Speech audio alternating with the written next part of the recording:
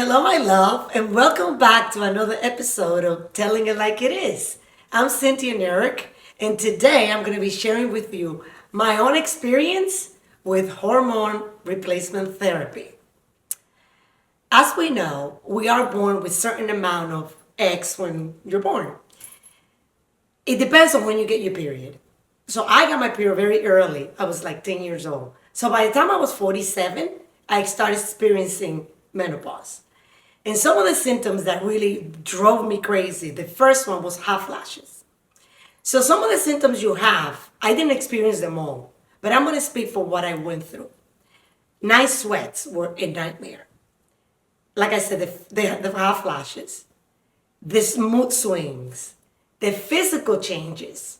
And in that topic, the weight gain. I started seeing that this was not the same woman I saw in the mirror. I said to myself, who is this person?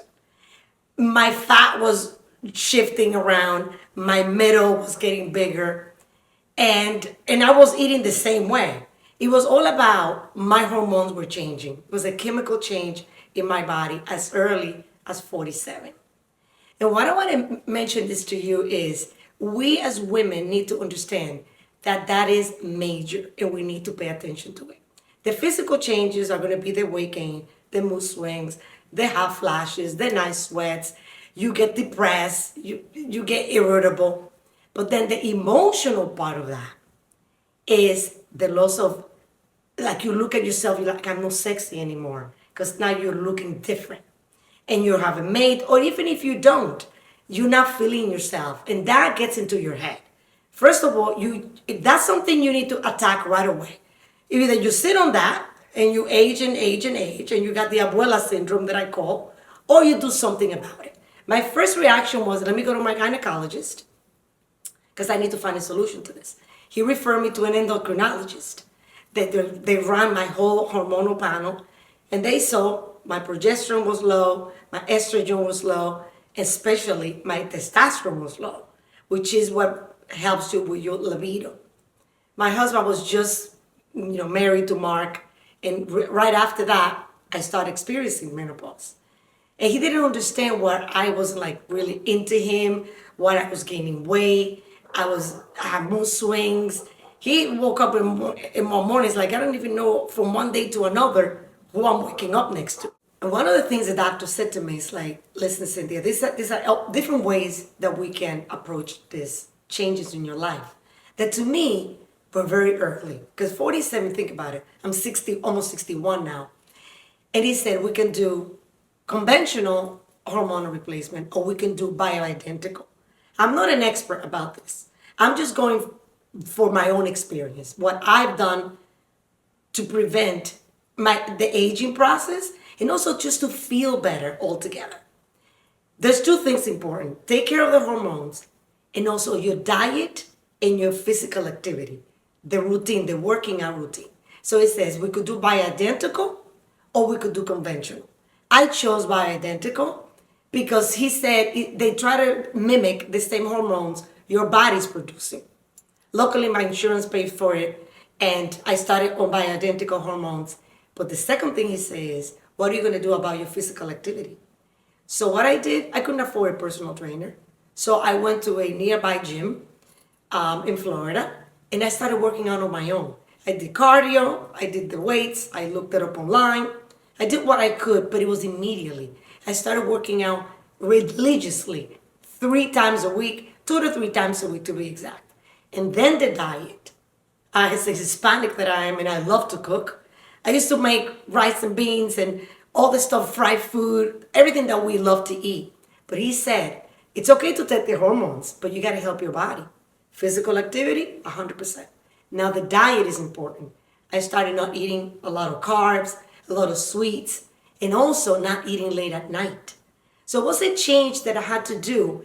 First of all, if I care about myself, how I looked, and more important, how I felt, but also how I presented myself to my new husband or new mate. We just gotten together, moved in together, and here I am with all these changes. And he was like shocked. Because I used to wake up in the middle of the night soaking wet from night sweats. And also my sex libido, my sexual drive was diminishing by the minute. So this is something that I pray that girls and young women look at early as 30, 35, 35 for sure. It doesn't take much. Ask your gynecologist to run the blood, your hormonal panel, and you see where your body start, diminishing. And you start early, is my experience, and you will age differently. You're gonna feel better, and you can go on with your life and do all the physical activities that you want, and your body's not gonna change as much. Because if you let it go, you're gonna feel like your middle. It's the first place you're gonna see the changes. And then your skin, your hair starts thinning. I didn't experience that so much because I was kind of young, 47, but now as I approach 50, I started seeing my hair was thinning, my skin dry. And another thing that happens a lot, very sensitive subject, is vaginal dryness. Luckily, I haven't experienced that, but that's something that really affects a lot of women. Then now you don't even want to have sex. And if you do, it's painful. So give it a try to hormonal replacement therapy. Talk to your doctor. Like I said, I'm not an expert because people who may have cancer in their family may not be recommended. Go by what your doctor tells you. But if you're experiencing that, if you're 35, 40, or if you're 50, it's never too late to start the hormone replacement therapy in some way. Maybe you don't need estrogen or the progesterone. Whatever your doctor says you need, I recommend as women to take care of that, because don't leave it up to luck. We're all going to go through this. It's inevitable. Your period's going to stop and your body's going to change and you're going to change as a woman. Another thing I want to talk about briefly is what premenopause and menopause can also cause in you. It's the emotional part. Because we can't deny that even when you're getting your period, like right before you get your period, you feel tired, you get depressed, you hear a song and you can cry, you want to eat what you're not supposed to eat. Do it. You got to feel like indulge yourself in what you need at the moment. Because you also need to feel good about yourself. If journaling will help you, you write whatever you need at that moment to make yourself feel better. Never forget about what are you feeling in the moment. What I'm saying about menopause is something that you cannot deny. It will happen. Premenopause, menopause, and postmenopausal, which is where I am now. I'm postmenopausal. So now I'm dealing with a different type of physical issues. Now my linings in my uterus are getting thicker because I've been on the hormone replacement for a long time. Now, before you know it, for 2 months I was bleeding, like literally, like I was going through that. And I'm like, what's going on? Maybe I thought I had cancer. I went to my doctor. They did all kinds of testing to make sure that my cervix was right. And he literally said, Cynthia, this is also another change, physical change for the postmenopausal. I started getting depressed and lack of sleep. And I'm like, but I'm on the hormone replacement. But he says, your body at one point needs a different dosage of the hormone replacement. So it's ongoing treatment, because as women, the same way you have a baby and you carry it for 9 months, this is a long period that also you're going to be until the day you die.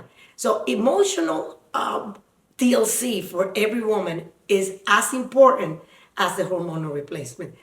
Love yourself, enjoy yourself in what you need at the moment, and little by little, all together, it's going to make you feel an amazing woman. The takeaway for this episode, I really want you to see that menopause is going to happen anyway. You either reject it or you embrace it. If you decide to embrace it, get the best of it with the guidance of your professional, your doctor, endocrinologist. Find a solution for it, because it just changes. You're not going to be the same person you were before, but you're becoming the new woman in you. Changes are always good, depends on how you approach it. You're going to become the person that you can be and find the use and find the joy in life just at a different stage of your life.